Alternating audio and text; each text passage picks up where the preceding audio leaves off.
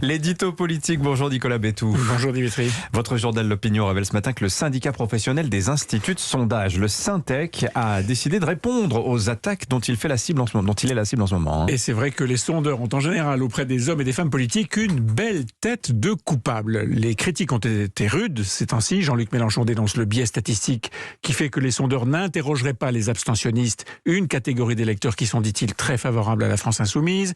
Nicolas Dupont-Aignan affirme que les sondages sont faux et qu'ils orientent subliminalement et psychologiquement le vote des gens. Quant à Anne Hidalgo, à la peine avec ses 4 à 6% d'intention de vote, la maire socialiste de Paris rappelle que lors de son élection, les sondeurs l'avaient donnée battue avec 10 points de retard sur son adversaire de l'époque, Nathalie Kosciusko-Morizet, ce qui est, je le précise, totalement faux. Bref, c'est haro sur les sondages. Bon, il y a tout de même un fait, Nicolas, qui est incontestable, c'est que les sondages souvent se trompent. C'est vrai, on a tous en mémoire l'erreur de pronostic sur la poussée du vote écolo et surtout le vote Le Pen aux dernières élections régionales. Selon la plupart des sondages, le Rassemblement national devait emporter une et peut-être même 2 régions. Bon, il n'en a décroché aucune.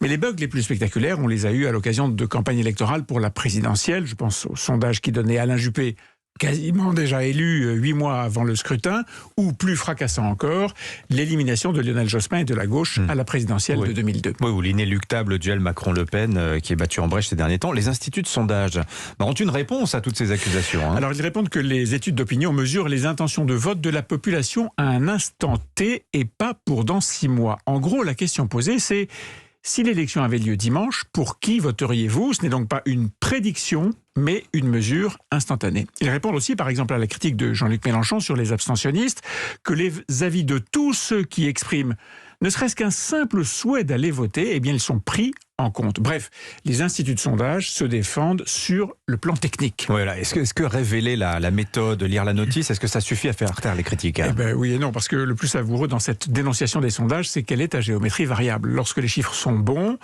les hommes et les femmes politiques s'en servent sans difficulté. Xavier Bertrand, par exemple, tire des sondages l'argument selon lequel il est le mieux placé pour battre Emmanuel Macron au second tour. En fait, il s'appuie sur les études d'opinion pour déclencher un vote utile.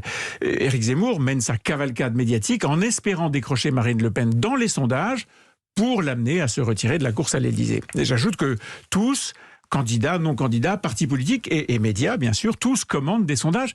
Et de plus en plus, la commission des sondages qui surveille le secteur rappelle qu'il y avait eu 150 sondages pour la présidentielle de 1995, puis environ 200 à la suivante, 350 plus tard, puis 400 et 560 à la dernière élection.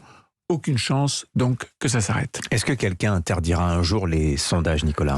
Non, il n'y a pas de projet dans ce sens. Il y a une initiative de Ouest France qui a dit récemment, on peut y renoncer, ça, chacun est libre de le faire, mais une interdiction générale, non. Et d'ailleurs, Internet et les réseaux sociaux permettraient immédiatement de sortir des études, sans d'ailleurs qu'on ait la moindre garantie sur les méthodes d'enquête. Non, le mieux, c'est d'admettre que les sondages participent effectivement à la formation de l'opinion publique, mais qu'ils ne sont qu'un reflet instantané ou un accélérateur de tendance.